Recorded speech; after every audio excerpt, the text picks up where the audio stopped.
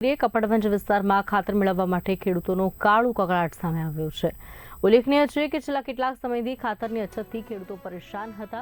ખેડૂત અગ્રણીનો આવો આક્ષેપ છે કે સમયસર ખાતર ન મળતા ઘઉં દિવેલાના પાકને નુકસાનની ભીતિ છે। ખેડૂતો હવે સરકારથી થાકી ગયા હોવાનો જાહેરમાં સ્વીકાર કરાયો। સાથે જ મર્યાદિત સ્ટોક મળતો હોવાથી દુકાનદારો પણ પરેશાન છે, જ્યારે ખેડૂતને ખાતર ન મળવાથી તેઓ નિરાશ થયા છે।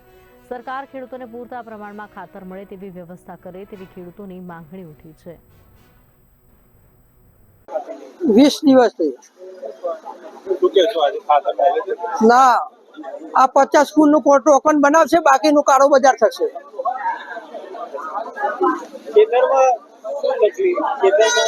કપાસનું વાવેતર જતું રહ્યું, હવે કપાસ તો ફેલ થઈ ગયા।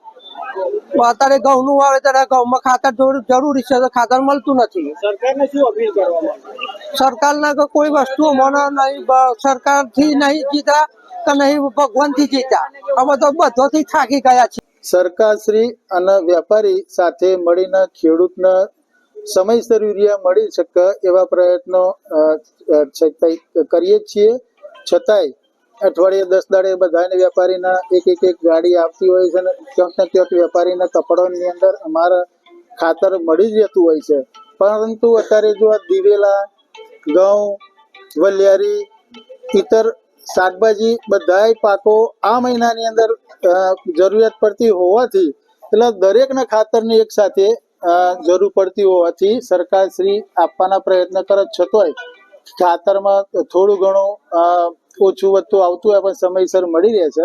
આખા વર્ષ દરમિયાન અલગ અલગ પાકો થતા। અમારી સરકારને ખાસ અપીલ છે કે કપડવંજ તાલુકામાં ખાતરની અછત હોવાથી વધુમાં વધુ પુરવઠો મળે એ બાબતે વિનંતી છે, અને અમારા ખેડૂતો અને સભાસદોના સમગ્ર તાલુકામાં અમે વિતરણ કરીએ છીએ। 2 થેલીનું વિતરણ કરી અમે પૂરું પાડીએ છીએ, અને આધાર કાર્ડ સિવાય વેચતા નથી અને લાઈનથી જ વેચીએ છીએ। એટલે વધુમાં વધુ ખાતર અમારી મંડળીમાં આવે એવી ખાસ અપીલ છે, અને આપ સરકારશ્રીને